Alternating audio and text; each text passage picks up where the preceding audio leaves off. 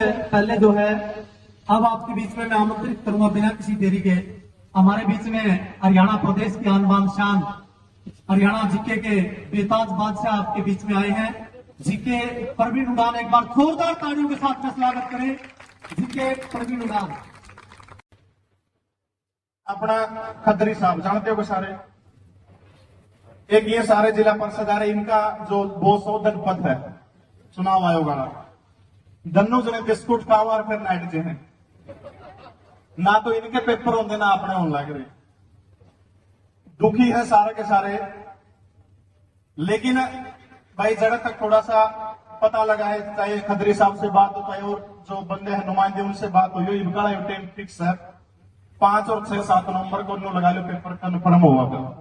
अब की बार मैनू उनका मन नहीं लेना होता तो देखो मैं तो पहले ले लेंदा कदेगा, लेकिन जहां तक लगा है क्योंकि सरकार की किरकिरी बहुत होली, इससे पहले मनोहर लाल खट्टर ने हरियाणा विधानसभा में बयान दिया था कि 5-6 जून को पेपर पक्का होगा, पेपर को नहीं हुआ।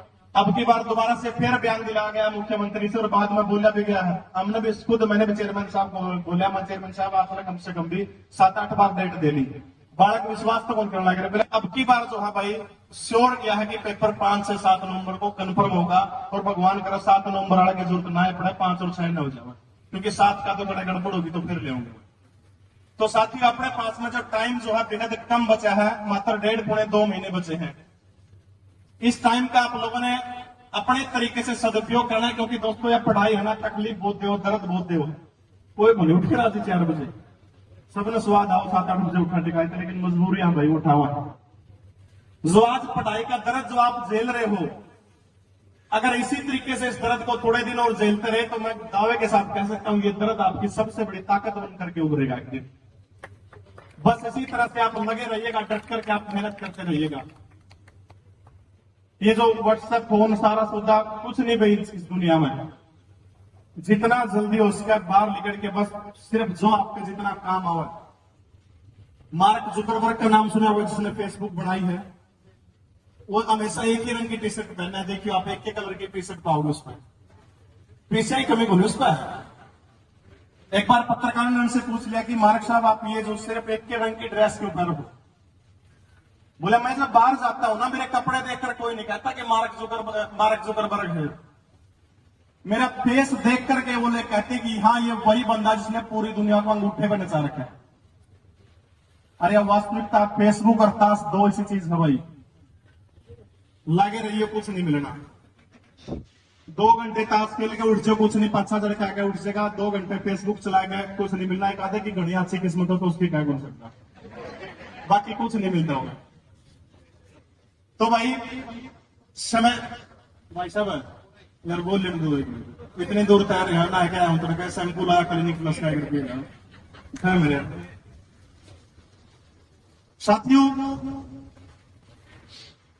हिंदुस्तान आप सभी को पता है 15 अगस्त 1947 को आजाद होता। आजादी के कुछ महीनों बाद नवंबर 1947 के अंदर एक लड़के का जन्म होता है महाराष्ट्र के सांगली जिले के अंदर। जन्म के कुछ समय बाद उस लड़के की रुचि खेलों के अंदर चली जाती है और गांव का सरपंच का बेटा था वो उसने एक कुश्ती मरा दिया। उस लड़के की बात मैं कर रहा हूं, लोग उसके पीछे चाकू लेके पड़ ली, बस सरपंच का बेटा हरा दिया। धीरे धीरे करके वहां से निकल गया। उसके बाद उसका जो चाचा मामा था कोई रिश्तेदार था, उसने ले जाकर पुणे ले गया सांगली से, और पुणे ले जाकर उसको थोड़ी मोटी तैयारी कराई। उस बंदे को भारत की आर्मी जो है इंडियन आर्मी ज्वाइन कर ली, क्योंकि पहले तो इतने गणे तक टेकुन खाने पड़ा करते, घराता बुला के ले जा करते। अब वो लड़का इंडियन आर्मी के अंदर ज्वाइन हो जाता है। देखिए दोस्तों समय बदलता रहता है। 27 मई 1964 को भारत के पहले प्रधानमंत्री जवाहरलाल नेहरू चिर निद्रा में सो जाते हैं, उनकी मृत्यु हो जाती है। उसके बाद में गुलजारीलाल नंदा को कार्यवाहक प्रधानमंत्री के तौर पर मौका मिला। उसके तुरंत बाद 5 फुट 4 इंच की हाइट के लाल बहादुर शास्त्री भारत के दूसरे प्रधानमंत्री बनते हैं।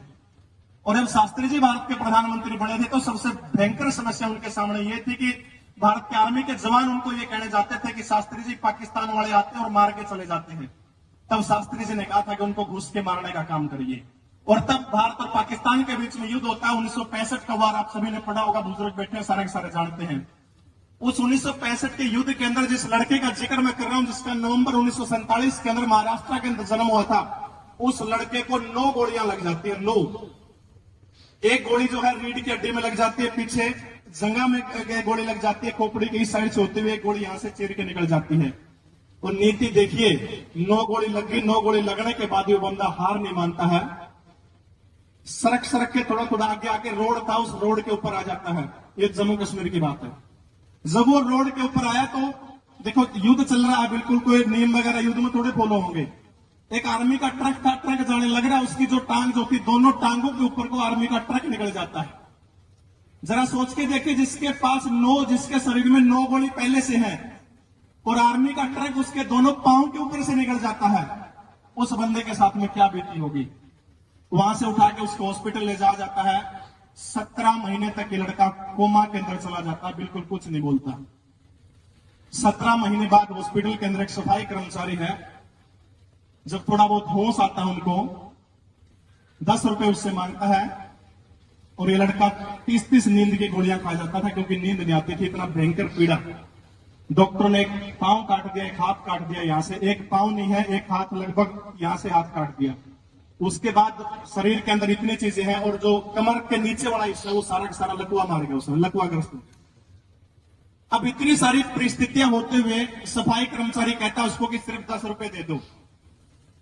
अब नींद की गोली है, शरीर में थोड़ा सा एक्साइटमेंट तो बढ़ाओगे, कुछ भी चीज हो, मिला 100 ले जे, क्योंकि वो सट्टा लगा हुआ था लड़का, बोला 100 मेरे भी ला दिए।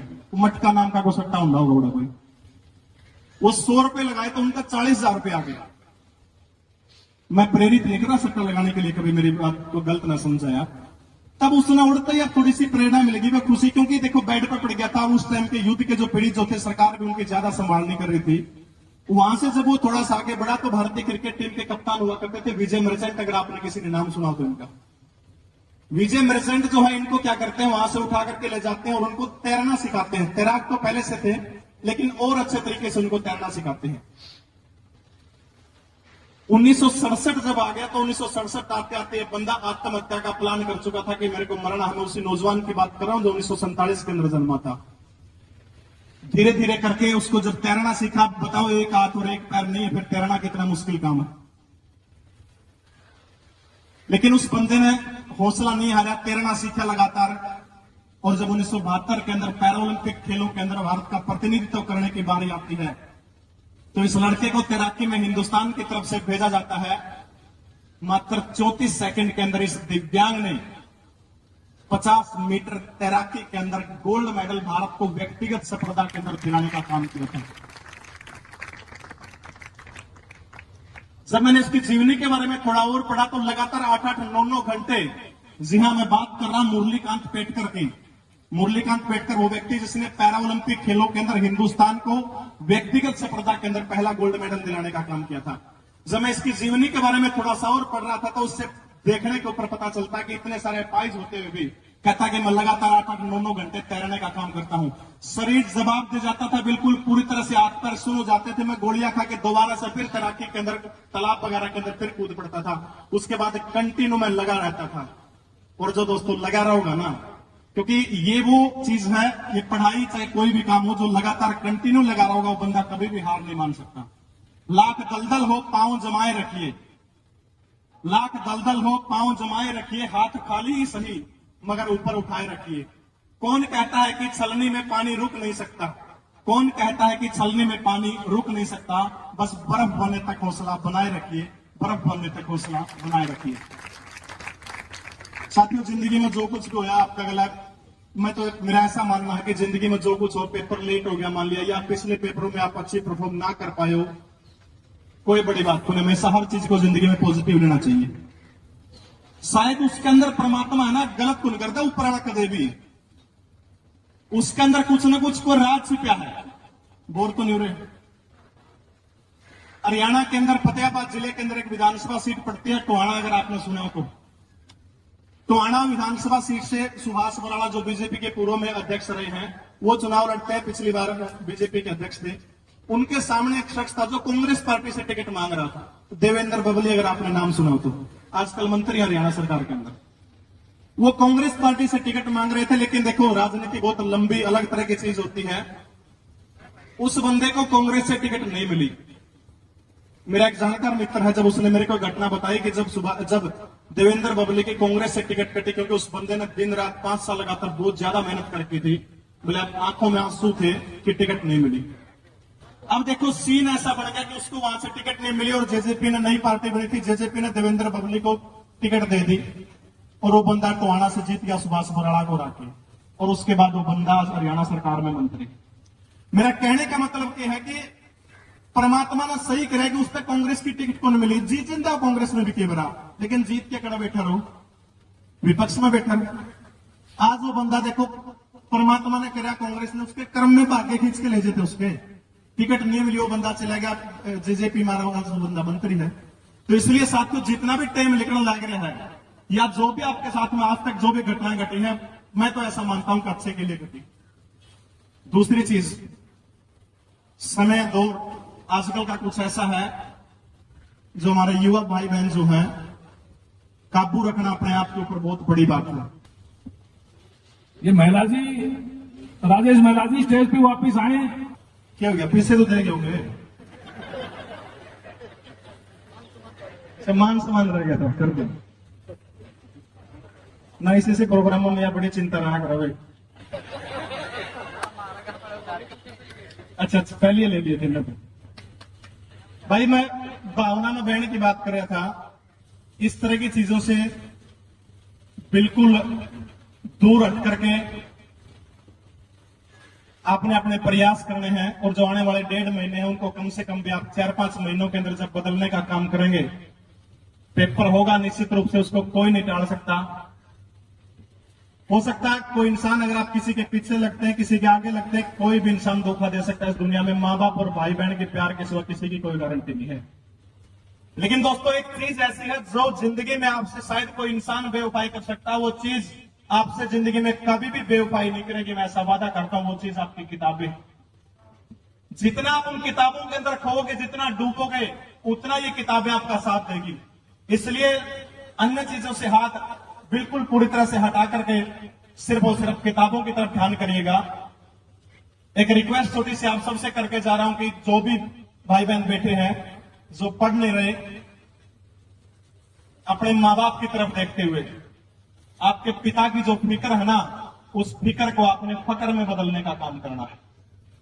आपके पिता को आपके ऊपर गर्व होना चाहिए, ऐसा काम आपने करके दिखाना है। मैं एक बार आप सभी से एक वादा चाहता हूं, एक बार हाथ खड़े करके एक वादा करिए कि आज के बाद में 7-7, 8-8 घंटे आप पढ़ने का काम करेंगे। कम से कम 7-7, 8-8 घंटे आप पढ़ने का काम करेंगे।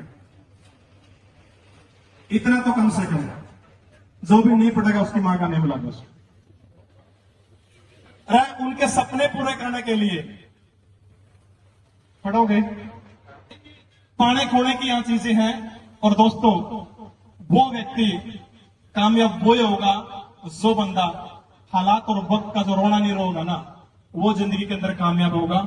100 बच्चों के लिए लीसो ऐप की तरफ से आदरणीय बालकृष्ण जी ने घोषणा कर दी, मोहन सर ने घोषणा कर दी, 100 बच्चों के लिए जो टॉप के 100 बच्चे होंगे उनको लीसो ऐप का कोई भी कोर्स चाहेंगे वो बिल्कुल निःशुल्क आपको दिया जाएगा।